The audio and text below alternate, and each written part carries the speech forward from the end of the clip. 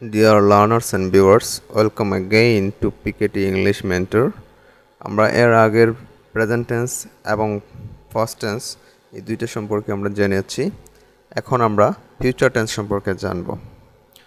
লক্ষ্য করুন, এখানে ফিউচার টেন্সের তিনটা বাক্য লেখা আছে। সেগুলো হচ্ছে আমি করব, আমি করতে থাকব, আমি করে থাকব।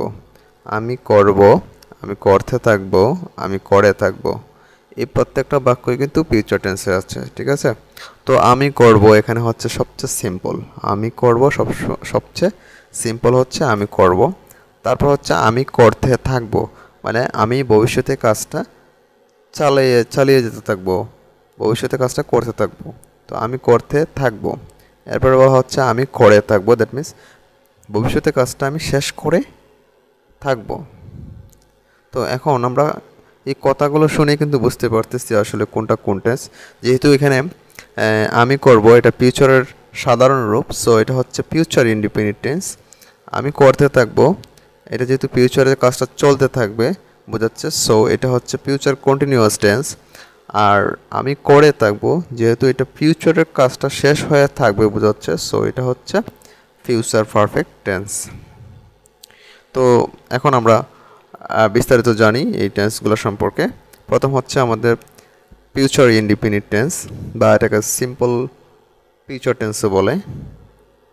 তো ফিউচার ইন্ডিপেন্ডেন্ট টেন্সের স্ট্রাকচারটা হচ্ছে সাবজেক্ট প্লাস শ্যাল বা will plus B one, subject plus shall বা উইল প্লাস বি1।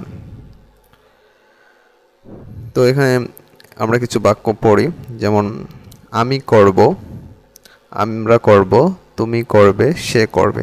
এই বাক্যগুলো কিন্তু ফিউচারের সিম্পল ফর্মে আছে, ভবিষ্যতের সিম্পল ফর্মে আছে। সো এগুলো হচ্ছে ফিউচার ইন্ডিপেন্ডেন্ট টেন্স, এবং আমরা এই বাক্যগুলো শুনেই কিন্তু আমরা বুঝতে পারতেছি যে বাক্যগুলো ফিউচার ইন্ডিপেন্ডেন্ট টেন্সে আছে।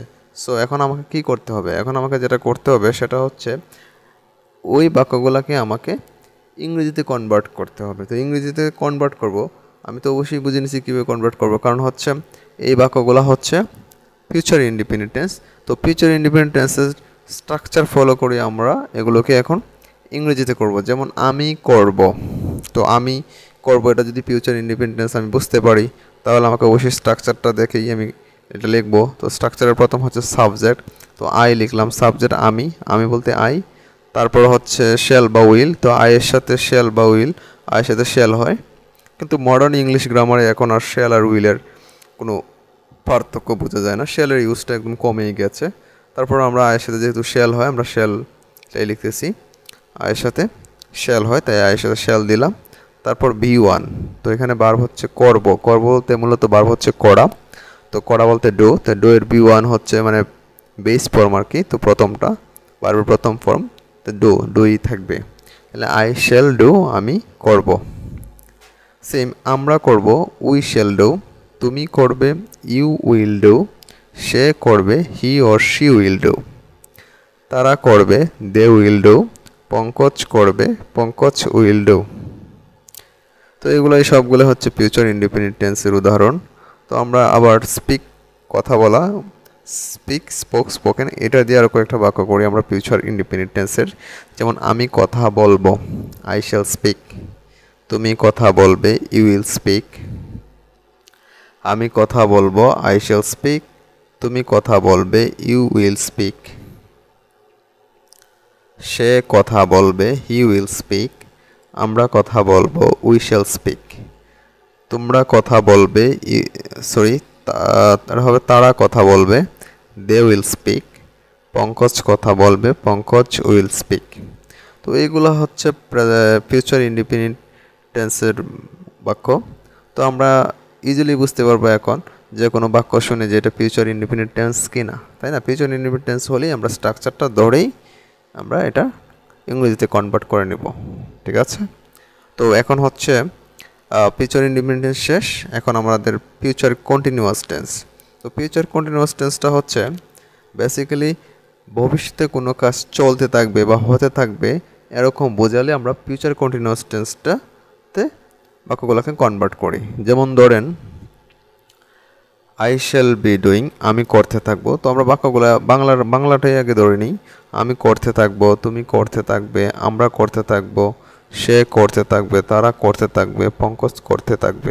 এই প্রত্যেকটা বাক্যই কিন্তু চলমান এবং সেটা ভবিষ্যতে। তো ভবিষ্যতে যেহেতু চলমান, ভবিষ্যতে কাজটা হতে থাকবে বা চলতে থাকবে বোঝাচ্ছে, সো এটা ফিউচার কন্টিনিউয়াস। তো আমরা বাংলাটা শুনে ইজিলি এখন বুঝতে পারি যে এটা কোন টেন্সে আছে। তো এটা আমরা এখানে বাংলা শুনে ইজিলি বুঝতে পারতেছি এটা ফিউচার কন্টিনিউয়াস টেন্সে আছে। তো আমরা এখন স্ট্রাকচার ফলো করে এগুলোকে ইংরেজিতে কনভার্ট করব। তো আমি করতে থাকবো, এটা ফিউচার কন্টিনিউয়াস টেন্স, এটা আমরা বুঝতে পারতেছি। সো এখন আমি কী করবো, এটাকে ইংরেজিতে লিখবো। তো ইংরেজিতে লিখতে গেলে আমাকে কী করতে হবে, আমাকে অবশ্যই ফিউচার কন্টিনিউয়াস টেন্সের স্ট্রাকচার ফলো করে লিখতে হবে। তো এখানে আমি করতে থাকবো, এখানে আমি হচ্ছে সাবজেক্ট। তো প্রথমে সাবজেক্ট আমি আই নিলাম, আমি আই। তো শেল বি পরে উইল বি। তো শেল বি উইল বির সাথে আয়ের সাথে শেল হয়, তো আয়ের সাথে শেল বি লিখবো। আর যেগুলোর সাথে উইল হয় সেগুলোর সাথে হবে উইল বি। তো আয়ের সাথে শেল হয় তাহলে আই শেল বি। আর বারের সাথে আইএনজি, বার্ব তো করতে থাকবো, মূলত বার্ব তো করা। তো করা বলতে ডো এর সাথে ING, I shall be doing, আমি করতে থাকবো। আই শেল বি ডুইং, আমি করতে থাকবো। তুমি করতে থাকবে। ইউ এর সাথে উইল হয়তো you will be doing, you will be doing. আমরা করতে থাকবো, উই শ্যাল বি ডুইং। সে করতে থাকবে, he or she will be doing. তারা করতে থাকবে, দে উইল বি ডুইং।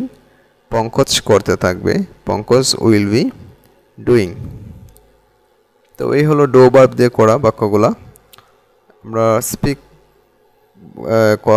কথা বলা, এইটা দিয়ে আরও কয়েকটা বাক্য করতেছি আমরা। আমি কথা বলতে থাকবো, আই শ্যাল বি স্পিকিং। তুমি কথা বলতে থাকবে, ইউ উইল বি স্পিকিং। আমরা কথা বলতে থাকবো, উই শ্যাল বি স্পিকিং। তারা কথা বলতে থাকবে, দে উইল বি স্পিকিং। সে কথা বলতে থাকবে, he or she will be speaking. Pankaj কথা বলতে থাকবে, পঙ্কজ উইল বি স্পিকিং। তো এইগুলো হচ্ছে ফিউচার কন্টিনিউয়াস টেন্সের বাক্য। তো এরকম আরও অনেক বাক্য আছে, যেমন আমি ঘুমাতে থাকবো, আমি যেতে থাকবো, আমি করতে থাকবো, আমি খেলতে থাকবো, আমি পড়তে থাকবো, আমি দেখতে থাকবো, আমি উড়তে থাকবো, আমি কথা বলতে থাকবো। সো এই সবগুলো হচ্ছে ফিউচার কন্টিনিউয়াস টেন্স। এরকম হাজার হাজার বাক্য আপনি তৈরি করতে পারবেন। তো অবশ্যই এরকম কিছু বাক্য আপনারা নিজে নিজে তৈরি করে তারপর স্ট্রাকচার অনুযায়ী এগুলোকে ইংরেজিতে কনভার্ট করে একটু পড়ে নেবেন, তাহলে সহজে টেন্সটা মাথায় গেঁথে থাকবে। তারপর হচ্ছে future perfect tense.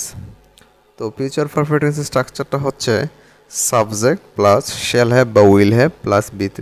Subject plus shall have বা উইল হ্যাভ প্লাস বি3।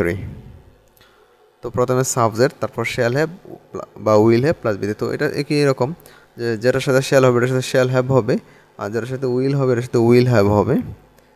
আর এখানে যেহেতু পারফেক্ট টেন্স অবশ্যই ভার্বের 3 নম্বর ফর্ম হবে, বি3 হবে। তো আমরা উদাহরণগুলো লক্ষ্য করি, যেমন আমি করে থাকবো, আমরা করে থাকবো, তুমি করে থাকবে, সে করে থাকবে, তারা করে থাকবে, পঙ্কজ করে থাকবে। তো এই কথাগুলো শুনে কিন্তু আমরা বুঝতে পারতেছি যে এই প্রত্যেকটা টেন্স বাক্যই কিন্তু ফিউচার পারফেক্ট টেন্সে আছে, কারণ সবগুলো বাক্যই ভবিষ্যতে কাজটা শেষ করে থাকবে এরকম বোঝাচ্ছে। যেমন আমি করে থাকবো, দ্যাট মিনস ভবিষ্যতে কাজটা শেষ করে রাখবো। আমরা করে থাকবো, সেম একই রকম।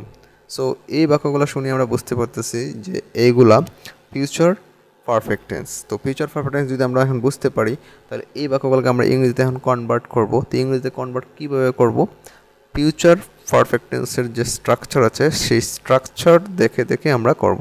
তো প্রথমে বলা হচ্ছে ফিউচার পারফেক্ট টেন্সের যে স্ট্রাকচারটা সেটা হচ্ছে সাবজেক্ট। তো এখানে আমি করে থাকবো, তো আমি করে থাকবো, আমি বলতে সাবজেক্ট, আমি বলতে আই। তো এরপর আছে শ্যাল হ্যাভ বা উইল হ্যাভ। তো আয়ের সাথে শ্যাল হয় তো আমরা শ্যাল হ্যাভ লিখবো। তারপর বি3। তো করে থাকবো, এখানে তো বার মূলত ডো করা, তো ডো এর বি3 হচ্ছে ডান। আই শ্যাল হ্যাভ ডান, আমি করে থাকবো, আই শ্যাল হ্যাভ ডান, আমি করে থাকবো। আমরা করে থাকবো, উই উইল হ্যাভ ডান। তুমি করে থাকবে, ইউ উইল হ্যাভ ডান। সে করে থাকবে, he or she will have done. তারা করে থাকবে, they will have done. Pankaj করে থাকবে, পঙ্কজ উইল হ্যাভ ডান। তো স্পিক দিয়ে আছে কয়েকটা বাক্য, আমি কথা বলে থাকবো, আই শ্যাল হ্যাভ স্পোকেন। তুমি কথা বলে থাকবে, ইউ উইল হ্যাভ স্পোকেন। সে কথা বলে থাকবে, he or she will have spoken. আমরা কথা বলে থাকবো, উই শ্যাল হ্যাভ স্পোকেন। তারা কথা বলে থাকবে, দে উইল হ্যাভ স্পোকেন। তো এইগুলো হচ্ছে বেসিক্যালি ফিউচার পারফেক্ট টেন্সের উদাহরণ। তো এরকম আরও অনেক বাক্য আছে আপনারা তৈরি করতে পারবেন। তারপর এখানে একটা বাক্য আছে দেখা যায়, সেটা হচ্ছে পঙ্কজ কথা বলে থাকবে, পঙ্কজ উইল হ্যাভ স্পোকেন। এটাও ফিউচার পারফেক্ট টেন্সের উদাহরণ।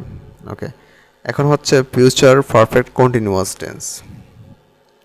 ফিউচার পারফেক্ট কন্টিনিউয়াস টেন্স এটা সেম, যে প্রেজেন্ট টেন্সের সময় যেরকম প্রেজেন্ট কন্টিনিউয়াস থাকলে প্রেজেন্ট পারফেক্ট কন্টিনিউয়াস আমরা করতে পারছি, ফার্স্ট কন্টিনিউয়াস টেন্সটা বুঝলে যেমন ফার্স্ট পারফেক্ট টেন্সটা করতে পেরেছি, তো এটাও ফিউচার কন্টিনিউয়াস টেন্সটা বুঝতে পারলে ফিউচার পারফেক্ট কন্টিনিউয়াসটাও বোঝা যাবে। জাস্ট এখানে দৌড়ে বা যাবত কথাটা জুড়ে দিলেই হবে। যেমন ফিউচার কন্টিনিউয়াস টেন্স ছিল এরকম, আমি করতে থাকবো, তো এখানে যদি আমি ধরে বা যাবত কথাটা উল্লেখ করি, যেমন আমি 2 ঘন্টা ধরে করতে থাকবো, তাহলে এটা হয়ে যাবে ফিউচার পারফেক্ট কন্টিনিউয়াস টেন্স। মানে ধরে বা যাবত কথাটা অ্যাড করে দিলে সেটা হয়ে যাবে perfect future perfect continuous tense. যেমন আমি 3 দিন ধরে করতে থাকবো, তো আই প্রথমে সাবজেক্ট আই, তার shall have been will have বিন, তো আয়ের সাথে শ্যাল হয় তাহলে শ্যাল হ্যাভ বিন লিখবো, আই শ্যাল হ্যাভ বিন।